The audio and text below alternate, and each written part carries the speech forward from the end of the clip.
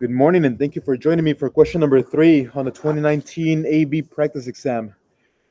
In this portion of the FRQs, we are not allowed to use a calculator, so everything we do is got to be by hand. Work through it carefully, use the side space if you need to show extra work. But let's go ahead and get started. We have f of x defined as a piecewise function. Find the average rate of change of f from the interval from -3 to 4. All right. Average rate of change is a simple concept. It's just finding your slope.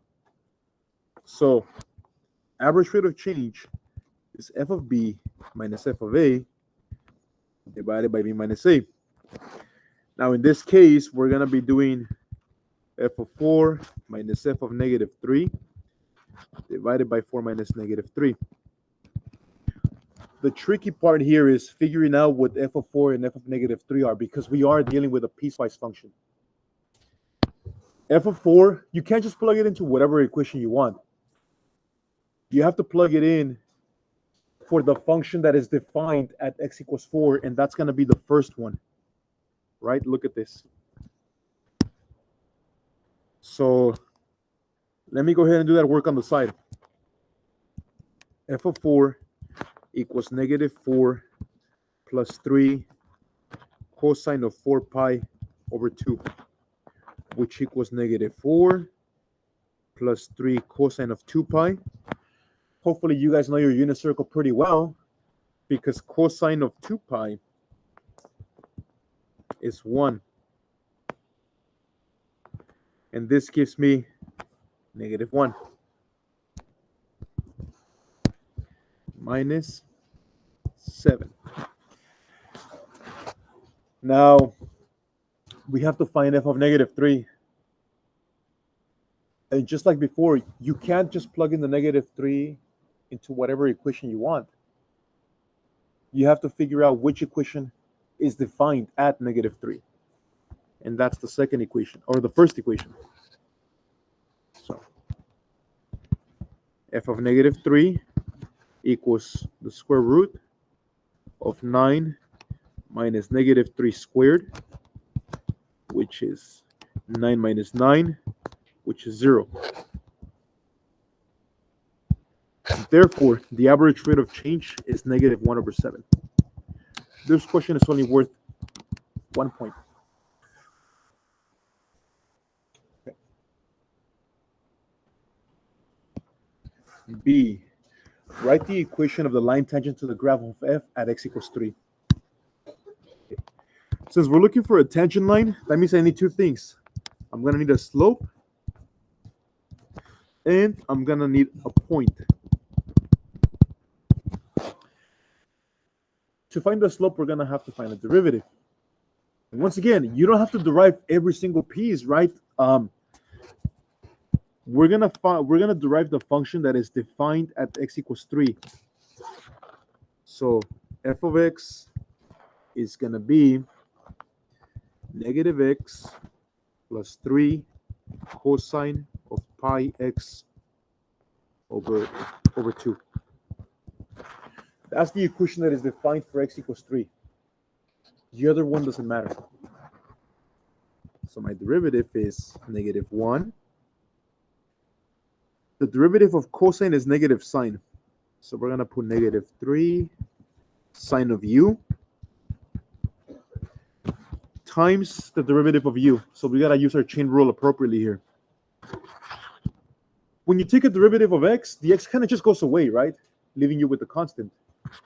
So it's going to leave us with pi over 2. F prime of 3 equals -1 minus 3 sine of 3 pi over 2 times pi over 2. This equals -1 minus 3. Once again, we're going to have to know our unit circle. And sine of 3 pi over 2, that's -1. So this gives us -1 plus 3 pi over 2, and that's as much as you can simplify. Although, I suppose if you want, you could you can get a common denominator and put it as a fraction. But I'm going to go ahead and leave it like this. Now, the next thing I need is going to be the point, and I already have the x value. So now we're going to plug it into your function, which is going to be -3 plus 3 cosine of 3 pi over 2. And cosine of 3 pi over 2, that's 0. So the y value here is -3.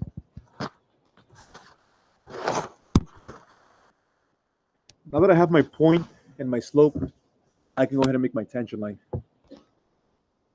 The tangent line is y equals m, x minus x1 plus y1. And I have everything. One side note though. Notice how my slope is kind of like an expression, right? It's not a number. So when you plug in the slope, make sure you plug it in with parentheses. If you don't put the parentheses, it's going to be the wrong tangent line. X minus x1 plus y1. That is your tangent line.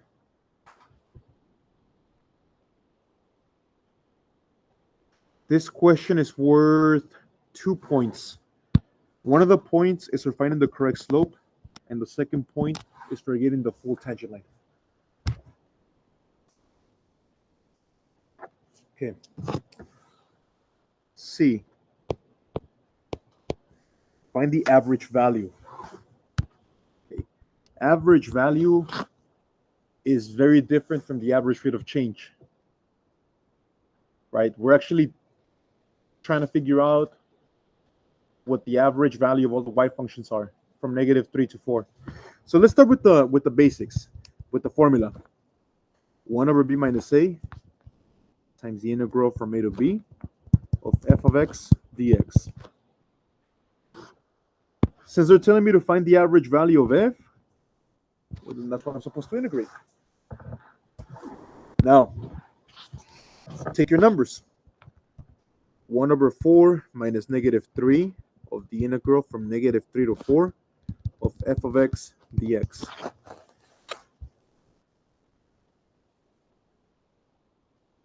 Now the problem here is that f of x isn't just one function. F of x is actually two functions, right? It's a piecewise function.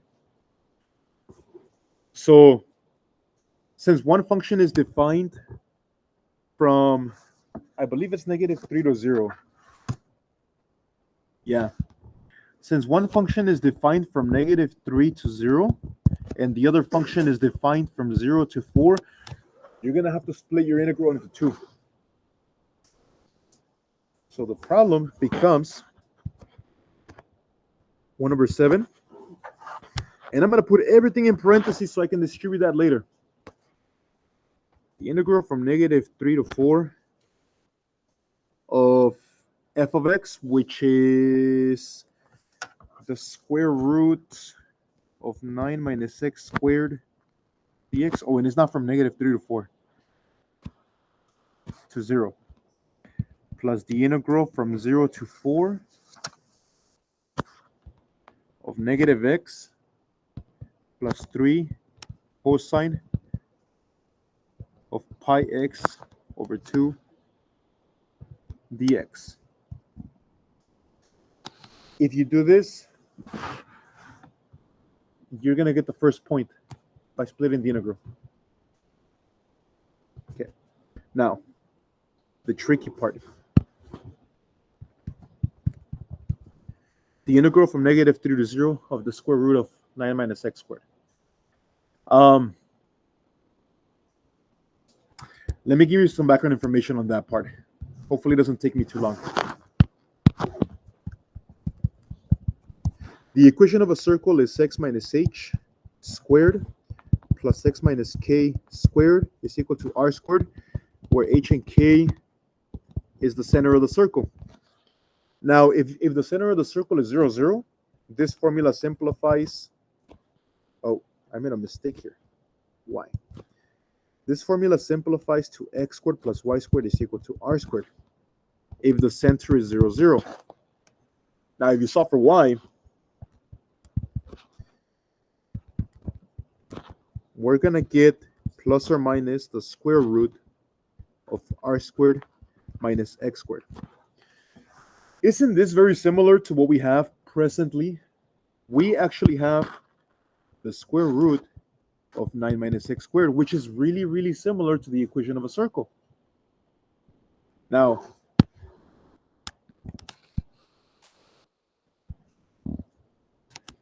the positive square root gives you the top part of the circle. The negative one gives you the bottom part. We have the positive version of it, so we have this portion of the circle. And we're also told what the radius is in a very sneaky way. Check these out. R squared is equal to 9. So the radius of the circle is 3, which means the circle extends from negative 3 to 3. Now the question here is saying, find the integral from negative 3 to 0. And since I have a circle, I should be able to find the integral by just using shapes. Because there is no way I'm going to be able to do this by hand. I'm not going to be able to find an antiderivative. I have to use shapes. 1/4 of a circle. 1/4 pi r squared. That's going to be the integral from negative 3 to 0. Okay. The second integral, you're actually going to have to find the antiderivative. And that's going to be negative 1/2 x squared plus 3 sine of pi x over 2. But because there's a chain rule, you're going to find me this derivative, and you're going to get the reciprocal. The derivative is pi over 2. The reciprocal is 2 over pi. Evaluate it from 0 to 4. And close the parentheses.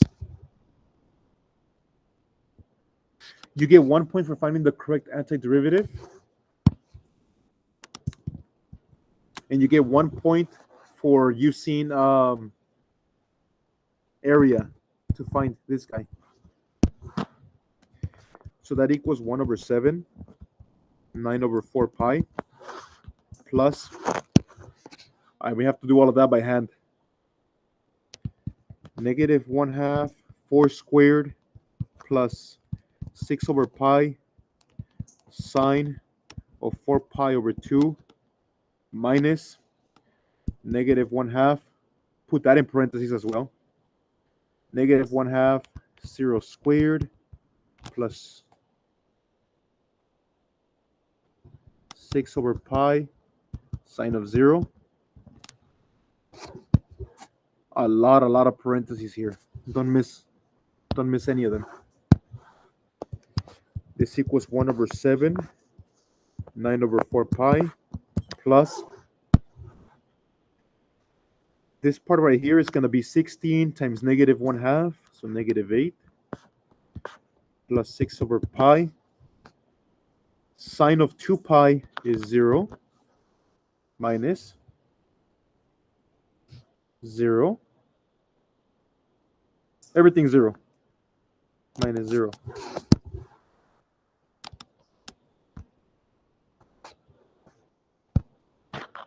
This equals 1 over 7, 9 pi over 4. You know, 9 pi over 4 minus 8 plus 6 over pi. Oh no, that 6 over pi is gone, huh? We're multiplying it by a 0. And that's it. You can leave it like this. You can try simplifying it further, but that's really good already.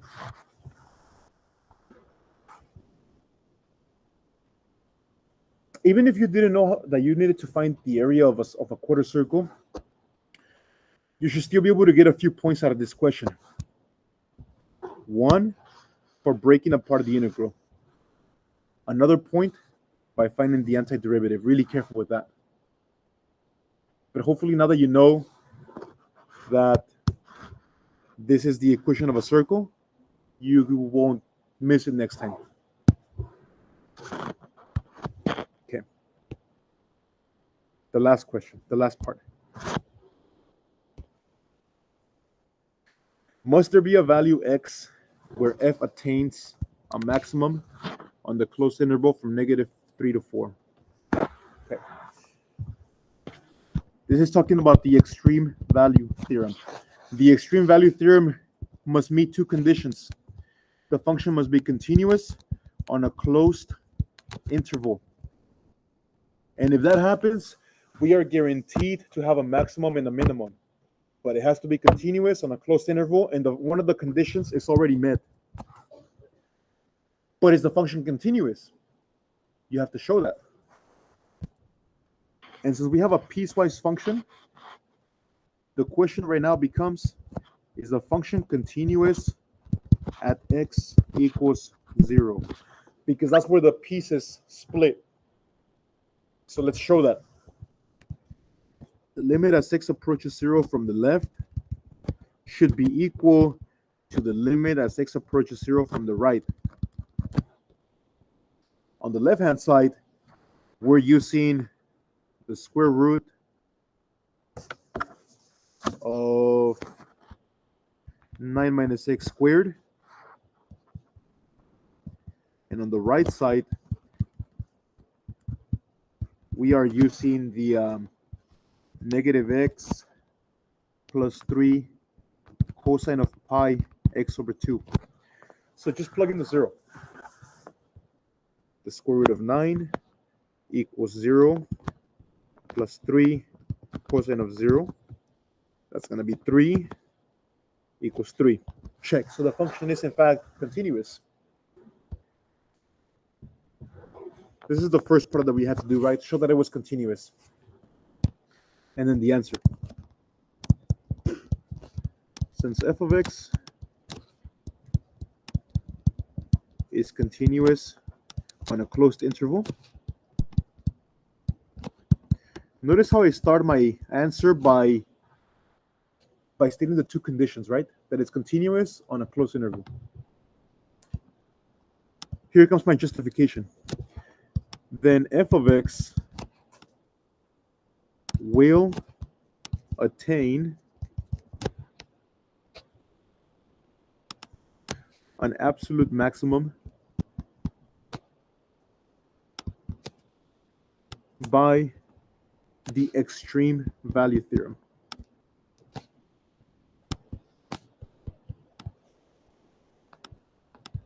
That's all you got to say.